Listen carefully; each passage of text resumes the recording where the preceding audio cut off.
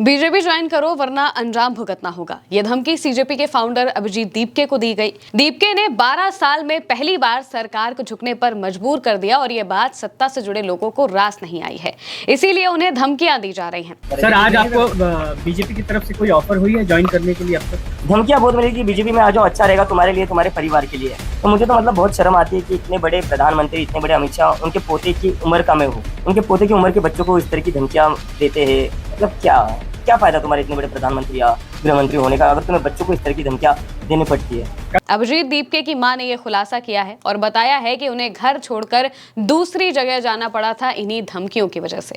दरअसल अभिजीत दीपके की मां अनीता दीपके ने एक मराठी न्यूज चैनल से बातचीत में यह दावा किया है कि उन्होंने बताया कि उनके बेटे ने व्यंग्यात्मक राजनीतिक आंदोलन शुरू करने के कुछ समय बाद कथित तौर पर एक वीडियो के जरिए मिली धमकी के बारे में परिवार को बताया था। यानी कि अभिजीत दीपके ने अपने परिवार को बताया था कि किस तरह से उन्हें वीडियो मैसेजेस में धमकियां दी जा रही है। अनीता के मुताबिक वीडियो में अभिजीत को बीजेपी में शामिल होने के लिए कहा गया था और ऐसा नहीं करने पर उसके माता पिता को निशाना बनाने की धमकी दी गई। जाहिर सी बात है कि कोई भी लड़का अगर वो नया है, वो इस पेशे में नहीं है और उसके माता पिता तक पहुंचने की धमकी दी जाती है तो वो घबरा जाता है, परेशान हो जाता है और शायद इसीलिए अभिजीत दीपके को धमकी दी गई थी। कहा गया था कि तुम बीजेपी ज्वाइन कर लो वरना अंजाम तुम्हें भुगतना होगा। ये शब्द थे, कहा जा रहा था कि अंजाम तुम्हें भुगतना पड़ेगा। और इसके बाद ये भी खबरें सामने आ रही थी कि जो उनके माता पिता हैं उनके घर तक लोग पहुंचने की कोशिश कर रहे हैं, इसी वजह से उनके घर की सिक्योरिटी को भी बढ़ा दिया गया था। अब अनीता ने कहा कि अभिजीत ने शुरुआत में परिवार को इसके बारे में,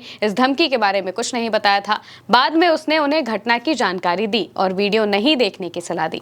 उसने अपने माता पिता से कुछ दिनों के लिए घर से दूर चले जाने को कहा। अनीता दीपके के मुताबिक उनके बेटे ने कहा था कि वो ऐसी धमकियों से डरने वाला नहीं है, लेकिन उसे चिंता इस बात की थी कि उसके माता पिता इस तरह की परिस्थितियों से निपटने के आदी नहीं हैं। इसके बाद अनीता और दीपके के पिता भगवान कुछ दिनों के लिए कोंकण क्षेत्र में एक रिश्तेदार के घर चले गए और करीब 16 दिनों तक वहीं पर रहे।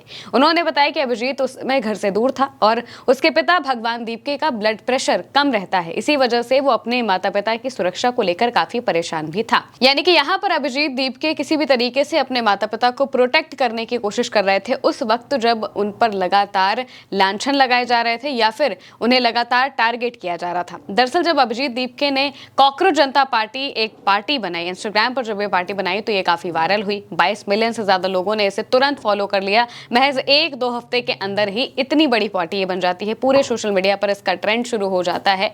लेकिन फिर भी लोग कहते हैं कि सड़क पर तो ये कुछ नहीं करने वाली, ना ही ये लोग खुद सड़क पर आने वाले हैं, क्योंकि अभिजीत दीपके तो अमेरिका में बैठा है। अभिजीत दीपके पर इस बात का भी आरोप लगाया जा रहा था कि अमेरिका में बैठकर भारत में लोगों के खिलाफ कुछ चीजें भड़काने की कोशिश कर रहा है। लेकिन अभिजीत दीपके ने इस चीज का फायदा उठाया और वो अपनी इस फॉलोइंग के पीछे सीधे दिल्ली आ गए। दिल्ली में जब आए 6 जून को उन्होंने पहला प्रदर्शन किया था। 6 जून को जब वो दिल्ली आए, यहाँ पर प्रदर्शन हुआ, इसके बाद कॉकरोच जनता पार्टी जमीन पर भी उठने लगी। ये देखकर वो लोग जो कि ऐसा नहीं चाहते थे उन्हें काफी दिक्कतें होने लगी।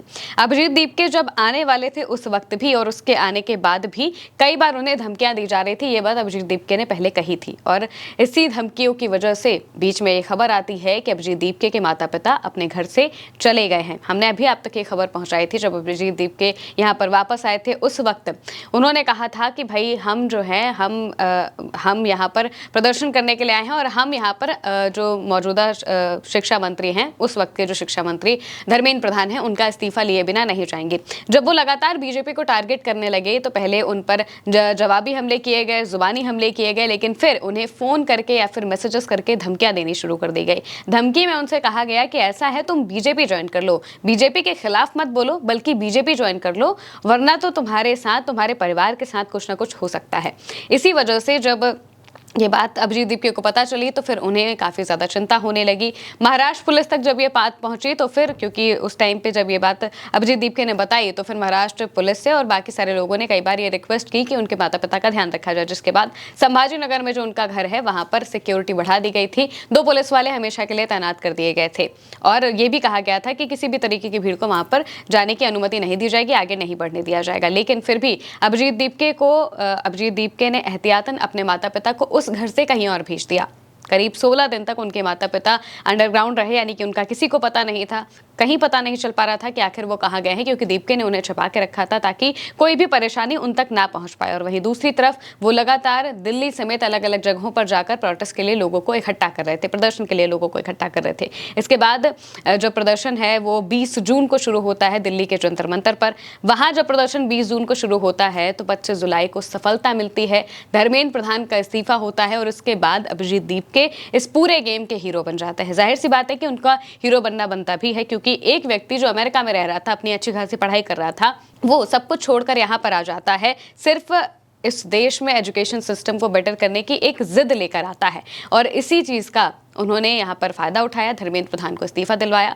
इस बीच अभिजीत दीपके ने एक वीडियो पोस्ट किया है जिसमें छोटे छोटे बच्चे धरना दे रहे हैं, नारा लगा रहे हैं कि हम हमारा हक मांग रहे हैं, किसी से भीख नहीं मांग रहे हैं। आप वो वीडियो भी देखिए, फिर उसका कॉन्टेक्स्ट भी आपको बताते हैं। हमारी मांगे सेकंड ग्रेड, फर्स्ट ग्रेड और थर्ड ग्रेड, L1 L2 सभी के टीचर लगाए, वरना तब तक न तो स्कूल का लॉक खुलेगा, 10 बजे तक कोई नहीं आया तो हम रोड ब्लॉक करेंगे।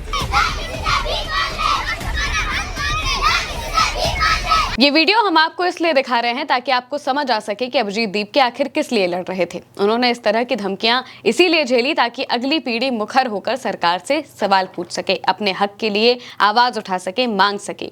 तो वो चुपचाप बैठे ना पिछली पीढ़ियों की तरह, या फिर उन लोगों की तरह जो सोचते थे कि ये चीज़ें तो चलती रहती हैं, व्यवस्था तो यही है। अगर स्कूल में टूटी बेंचेस हैं या फिर स्कूल में पंखा नहीं लगा है, पढ़ाई के लिए टीचर नहीं आते हैं, तो ये आम बात है।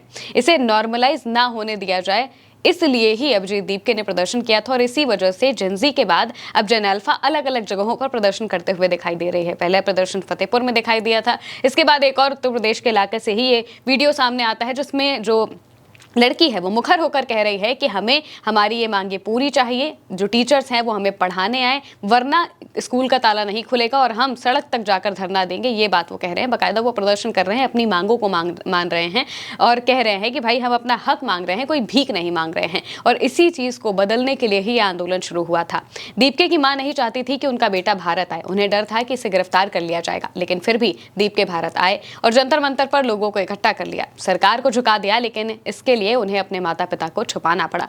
जब वो वापस आए तब उनके घर की सुरक्षा को बढ़ा दिया गया था, फिर एहतियातन उनके माता पिता कहीं और चले गए थे। और अब ये खुलासा किया गया है कि उन्हें बीजेपी में शामिल होने के लिए लगातार धमकियां दी जा रही थी। फिलहाल के लिए मेरे यानी महिमा के साथ इस खबर में इतना ही। आप देखते रहिए उल्टा चश्मा न्यूज़।